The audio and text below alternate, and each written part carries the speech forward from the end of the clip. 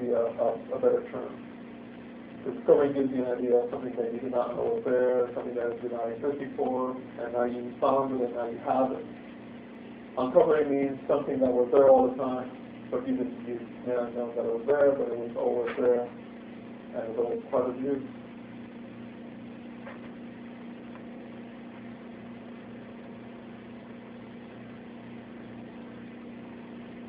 The forces of entropy. This is the God here. This is actually Setna Nebula in this particular scene. Setna Nebula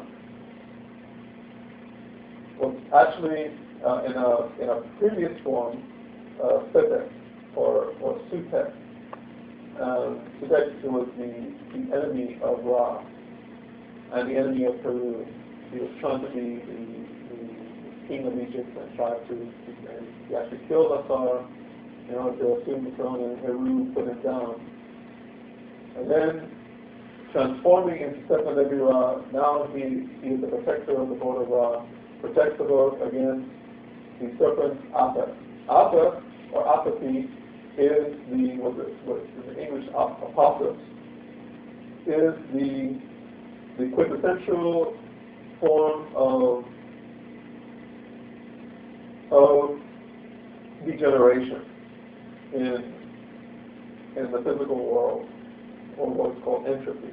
Entropy is an innate movement towards dissolution. The world, in its particular form as it has been created by Ra, through the movement of the boat, and through Ma'at, is only a temporary development. And this happens with everything that you create. If you're a potter, so we say, you create a potter, a bowl of some kind. As soon as that bowl is created, it starts to degrade. It starts to disintegrate. If you wait 1,000 years, you can see some serious disintegration of it. Some pottery has been found that is like 5,000 years old. They found shards or pieces. If you come back 10,000 years, 20,000, 30,000, eventually you'll find it going into dust and actually dissolving back into the earth. In fact, everything in creation, including the world, everything is moving towards a dissolving process. What keeps it reforming is an artificial energy that is controlling it from outside. The powder pan is that artificial energy that is forming the clay. You put the fire on it, and some point it gets hard. But eventually, all that energy you put into it, it starts to disintegrate anyway. And so, this is why human beings, this is for bring it right home for you, this is why you have to take a shower frequently. Try to not taking a shower for a week and see what happens. You can have face-to-face meeting with entropy. And everyone's going to call you entropy, get away from me. Stay away from me. I can smell your entropy.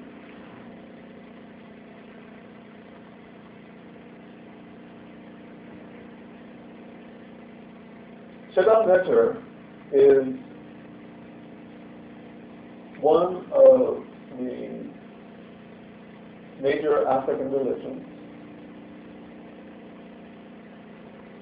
that we have listed here. And the main difference between African religion and other world religions, especially Western religion, is that African religion follows a henotheistic conception. This is probably the best way to explain it, or the simplest way to explain. The henotheistic concept essentially is this, that it recognizes that there is a supreme being, but it also recognizes that there are lesser beings, termed gods and goddesses, that assist the Supreme Being or do the work for the Supreme Being. Because the Supreme Being is so transcendental that it cannot or it does not have direct entry into or direct, how shall we say, direct dynamic action in the world of time and space. That is done through the electric divinity. And you consider that, here's an example of this. The electricity that comes into this room or your house or wherever you are, if that electricity was wired in directly from the electric plant, it would blow out all the fuses or all the lights, and you have to have transformers to transform the energy from a higher voltage or higher amperage and so on and so forth to something that you can use in your house. So the Supreme Being is that power plant that is outside of town. And the wiring systems, the transformers, everything that comes into the city, those are the gods and goddesses that handle the work for the Supreme Being. And in a sense, Christianity, for instance, is a monotheistic religion, although they will not accept that definition. Because you have God the Father, of course, and you have Jesus, who would be like a God, and you have Mary, and of course, then you have the saints, and you have the angels, but they will not call them gods and goddesses. And in just last year, you have an idea of contrast. In Pentecostal, in evangelical, and Protestant, perhaps a little bit also, you have Jesus being elevated almost to the standpoint or to the status of a God anyway.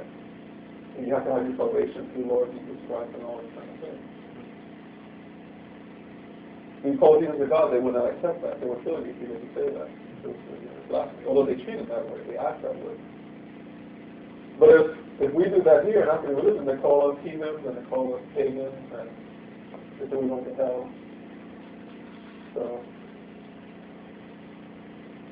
and by contrast again, in the East, you have Hinduism, which is actually very, very close to, or it's actually a henotheistic process as well.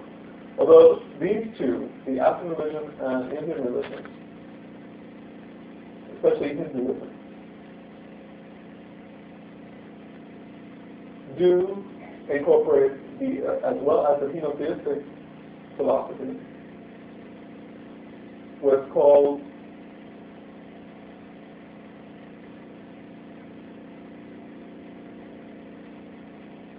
how should I explain?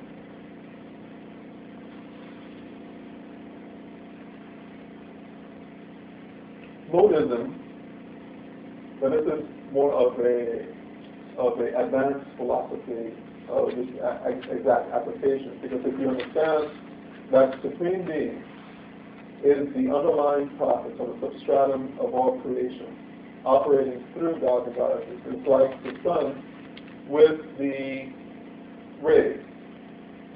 If you are touched by the rays of the sun and you feel the warmth of the sun, actually you're being touched by the sun itself, aren't you? In essence, the gods and goddesses are actually manifestations of the Supreme Being in a form that is broken down, that is segmented so that human beings can understand